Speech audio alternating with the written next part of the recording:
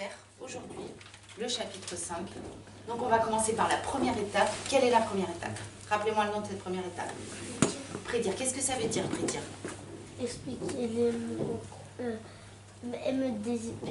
émettre des hypothèses sur le texte. Très bien. Émettre des hypothèses sur le texte. À partir de quoi vous allez émettre des hypothèses? Qu'est-ce que je vais vous donner pour pouvoir émettre des hypothèses?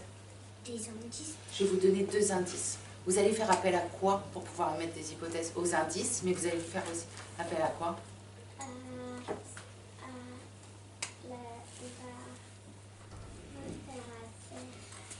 On va servir des indices, vous allez lire des indices et vous allez vous servir de quoi? À connaître Bintou.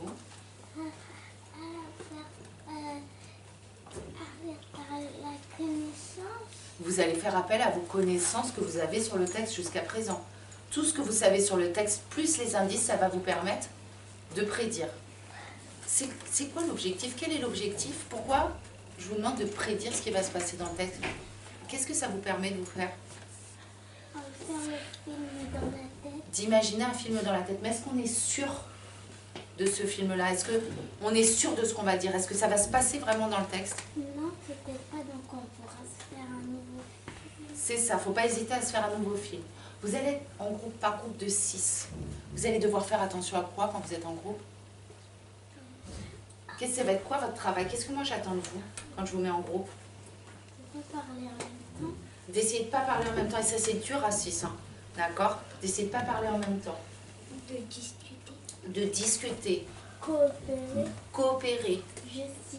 Il faut justifier. Si vous amenez une idée, vous pensez ça parce qu'il faut vous appuyer sur des éléments pour donner votre idée. Oui. C'était Oui. dire ce qu'on pense de la tête. Essayez de verbaliser tout ce qui se passe dans la tête. Parce qu'on a dit que ça c'était difficile, d'accord? Il ne faut pas dire en gros. Il faut toujours, on ne peut pas dire non, il faut qu'on Il faut qu'on justifie, qu'on explique, d'accord? Si on ne peut pas juste dire non. Il faut essayer d'expliquer ce qui se passe, comme il dit, Ali Badra, ce qui se passe à l'intérieur de la tête. Essayer de verbaliser ce qu'on a à l'intérieur de la tête. Vous vous rappelez qu'une fois qu'il y a les 2 indices, qu'est-ce qu'on va faire? À la fin des 2 indices, on va utiliser quoi? utiliser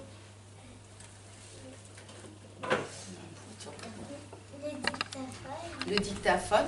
Donc, il faut savoir ce qu'on veut dire sur le dictaphone, se souvenir bien de ses idées.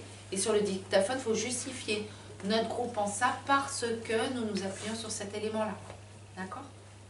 Le groupe, donc, mon meneur, ça va être Anas pour le groupe habituel et Mohamed. Anas vers ta table. Le groupe d'Anas, vous allez sur la table d'Anas. Le groupe de Mohamed sur la table. Là, il y a un jour, je l'ai ça.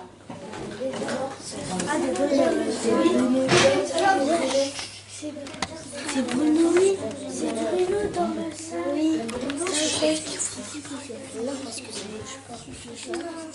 Mais oui, oui. Dans le sac, il y a Bruno.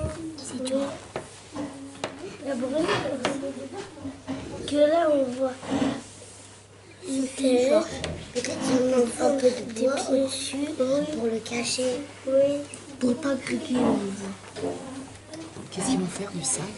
Ils vont le ramener dans la cuisine. Ils vont le ramener dans la cuisine, pourquoi? Ils vont faire un crime. Nous pensons que dans le sac en plastique, il y a Bruno Segura parce que le sac il est lourd.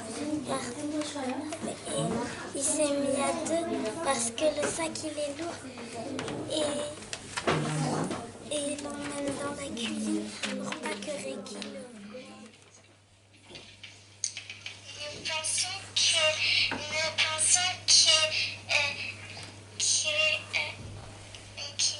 pas de surprise car